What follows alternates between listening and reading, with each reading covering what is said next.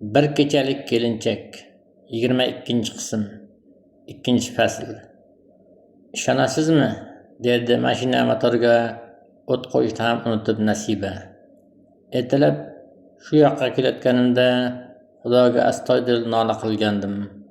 Do'konga kirsam-u siz o'tirgan bo'lib chiqsangiz deb yig'lagandim. Xudo eshitdi faryodlarimni. Ishonasizmi? Shunday mo'jizaga nega ishonmay dedi Bilol xotirjamlik bilan. Menga Xudo bolaligimdan hamroh.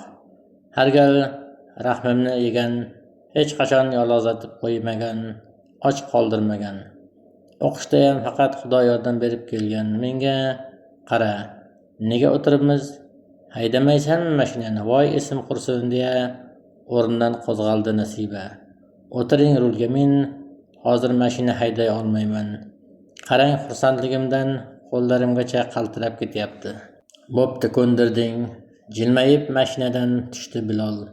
Sen mening o'rnimga o'tir. Unda uzoqlashsang xuddi yo'qotib qo'yayotganday vahimga tusha boshlayman. Yo'qotmaysiz, dedi Nasiba kulib. Orzu qilsangiz ham bunga erisha olmaysiz.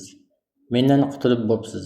Shunday hazil mutoyiba, qo'shilmali gaplar bilan nihoyat uyga ham yetib kelishdi. Oysha hovlilarni avvalgidan-da yaxshiroq yig'ishtirgan, supur-sidir qilgan. Nafosat aya esa darvozaxonada ularni mushtoq kutardi. Bilol mashinadan tushdi-yu, xuddi hindlar kabi egilib, Nafosat ayaning poyini ko'zlariga surdi. Voy, unday qilmang, bolam.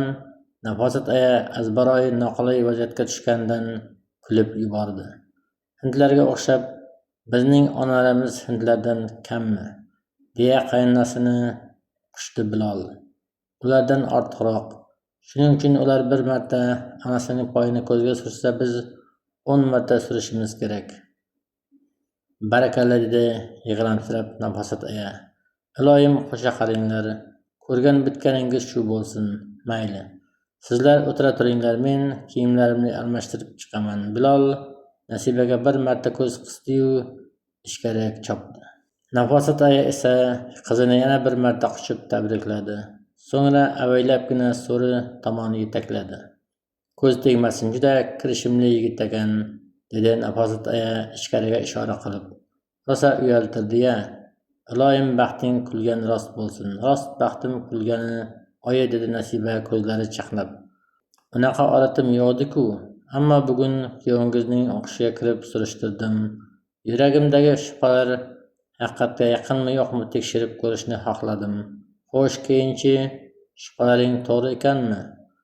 Yo'q, g'irt yolg'on ekan. Dekan shunaqa maqtadiki, kuyovingizni yig'lab yubordim xursand bo'lganimdan. A'lochi ekan, hammalari yaxshi ko'rishar ekan uni. Faqat progulchiroq, dedi. Ha, o'zing ham maktabda rosa progul qilishni qotirarding. O'xshatmaguncha ushlatmas deb shunga aytishadi-da, qizim. Hoy, Oysha begim, ovqatni suzavering. O'zingiz ham shu yerga o'tirasiz. Birgalashib bir oshxo'rlik qilaylik. O'g'lim eson omon chiqib kelganiga, balolar ariganiga osh buyuruvdim Oysha begimga. Hash-pash deguncha shaharga tun cho'kdi. Bilol va Nasiba yolg'iz qolishdi. Ayniqsa Nasiba shu lahzalarni orziqib kutgandi. Orzulari ko'pligidan ko'ksiga sig'a qolmasdi. Bilolning yelkasiga bosh qo'ygancha orzulayverdi. Aytgancha, kutilmaganda Bilol nimadir yodiga tushgandek so'z qotdi. Farzandimizga nima deb ism qo'yamiz? Hozir qo'ymaymiz, dedi Nasiba ma'yus jilmayib. Hali tug'ilmagan bolaga ism qo'yib bo'lmaydi. Nega? Baribir oldindan bilishimiz kerak-ku. Hayolingizda ismni tanlangda hech kimga bildirmay yuravering. Shunda ko'z tegmaydi. Shu tobda Nasibaning telefoni bezovta jiringlay boshladi. U raqamga qaradi-yu, ko'ngli sal taskin topib go'shakni oldi. Ha, Noila opa, dedi muloyimlik bilan. Tinchlikmi? Ishlar yaxshi ketyaptimi? Ishlar yaxshi ketyaptimi? Nasibaxon, men qo'rqib ketyapman, dedi yig'lamsirab Noila. Do'konimizga 4-5 chog'li barzan kelib, katta pul talab qilyapti. Kasadagi pullarni bermasak, so'yib ketisharkan. Nima? Bilol suhbatni aniq eshitgandi. Zarda bilan telefonni Nasibaning qo'lidan tortib oldi. Senga hayajonlanish, xavotirlanish mumkin emas, dedi majburan tirjayib. O'zimga qo'yib ber ularni. Noila opa, bering telefonni o'sha barzangilarga, tez bo'ling. Kiprik qaqqanchalik vaqt o'tib go'shakdan erkak kishining yo'g'on va tahdidli tovushi eshitildi. Eshitaman, kim bu? Men Bilolman, dedi u jiddiy ohangda. Hozir oyoqlaringni qo'lingga olishda quri do'kondan, yo'qsa yaxshi ish bo'lmaydi. Xo'p bo'ladi. Ana bo'ldi, dedi Bilol hiyla kerilib. Sen faqat bolamizni meni o'yla. Bunaqangi ishlarni o'zimga qo'yib ber. Voy tavba qildim. Nasiba erining tutgan ishi bir zumda muammoni hal etgandan hayratlanib dast o'rnidan turdi. Bu qanaqasi, siz tanirmidingiz ularni? Kimni? Og'zining tanobi qochib Nasibaga tikildi Bilol. Barzangilarnimi? Ha-da, qayoqdan taniy ularni? Jonim, bir narsani tan ol. Eringni jinoyatchi zoti borki, juda yaxshi tanib olgan. Bu ham sening sharofating bilan. Ularni tanishim shart emas. Ismimni eshitsa hisob darrov uni o'chadi. Biz sen bilan mana shular haqida jiddiy gaplashib olishimiz kerak. Nimani gaplashamiz? Hayron bo'lib Bilolga qattiqroq tikildi Nasiba. Ketishdi-ku. Menimcha ular yana nima gap bo'lishi mumkin? Sen homiladorsan. Shoshilmasdan gap boshladi Bilol. Bolamizni ko'z qorachig'iday asrashga mas'ulsan. Men ham sening asabiylashishingga yo'l qo'ymasligim kerak. Sen o'zingni urintirmasliging zarur. Urintirmayman. Xotiringiz jam bo'lsin. Yo'q, men boshqa narsa aytmoqchiman. Nimani? Gapiravering. Qulog'im sizda, yaxshi yigit.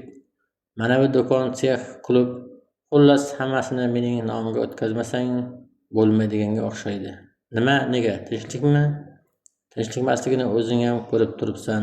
Ular men bor yo'q seni tinch qo'yishmaydi. Ta'qib qilaverib jondan to'ydirishadi. Siz borsiz-ku, yo bosh olib ketmoqchimisiz? Jinnimisan? Qayerga bosh olib ketaman? Men umuman aytyapman. U yoqda prokuror turibdi tish qayrab. Furqat esa payt poylayapti. Anavi kelganlar Furqatning go'daklari, aniq bilib turibman. Agar hamma biznes mening nomimda bo'lsa, hech kim senga ortiqcha zug'um qila olmaydi. Tavba, bu qanaqasi bo'ldi? Nima farqi bor kimning nomidaligi? Himoya qilasiz-ku meni baribir. Tushunmading. Toki do'konlaru ish qilib hamma biznes sening nomingda ekan, tinchiy olmaysan. Har tarafingdan kelib tutqilayverishadi. Ayniqsa Furqat. Sizning nomingizda bo'lsa indashmaydimi? Ja, ishondimda, ha mening nomimda bo'lsa tega olishmaydi. Tegishga qo'rqishadi. Men qayoqdan bilaman?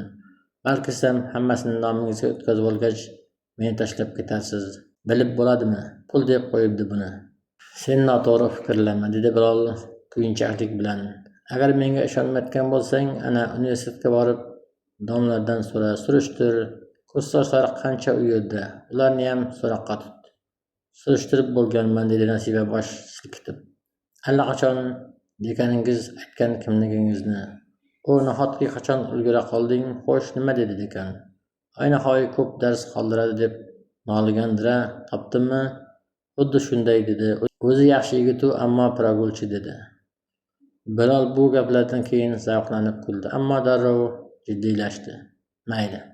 Unda nega ishonmayapsan haliyam? Ana, aytibdi-ku dekan kimligimni.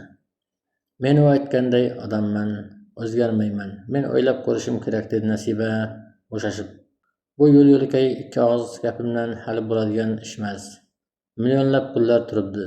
Mayli, o'ylab ko'r. Shoshiltirmayman. Qachon bir qarorga kelsang aytarsan. Yarim kechasi Nasibaning uyqusi qochdi. Tag'in ko'ngli aynib bir necha marotaba va naxonaga kirib chiqdi. Sho'r bodring yegisi kelavergandan Oysha topib keltirdi.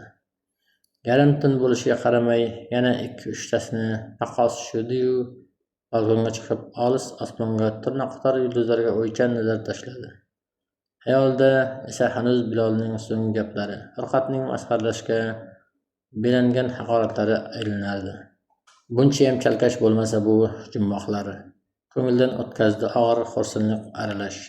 Bari masxaralaydi, ikkinchisi pul deydi. Nahotki bu safar ham baxtim ochilmagan bo'lsa.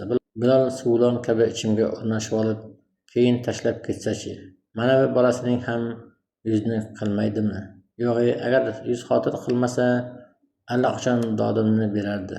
Balki haqdir bu. Shu biznes o'lgurni ochganimdan beri boshim g'avg'odan chiqmaydi. Nuqul ta'zyiq o'tkazishadi, qo'rqitishadi, zo'rlik qilishadi, masxaralashadi, g'ururimni yer bilan bitta qilishadi. Nega? Balki shu Bilol deganlari suyukli erim haqiqatdan men deb yelib yugurayotgandir. Mana, qamoqdan chiqarib ham oldim. Hazilakam pul ketmadi. Shundayam yuz xotir qilmaslik chuv tushirish mumkinmi? Bunda Xudoyimning xohishi qanday qoladi? Erkaklik subuti qanday qoladi? Yo'q, Bilol undaylardan emas. U nomardlikka qo'l urmaydi. Chunki meni sevadi. Sevishga zarracha shubham yo'q. Qolaversa, o'rtada farzandimiz bo'ladi hademay. Farzandini ko'chada qo'ymas, hech bo'lmasa. Ha, rozilik beraman, mayli. Ishlasin, pul topsin, zo'rlarga so'z bermay yashasin. Men esa uning dilbandini dunyoga keltirishni o'ylay. Kim qo'yibdi menga qornimni qappaytirib olib, tadbirkorlik qilishni? Farqatning anavi telefon orqali aytgan gaplarini, haqorlarini Bilolga aytib beraman. Adabini bersin. Shunday poplasinki, tug'ilganiga pushaymonlar yesin. Aytaman.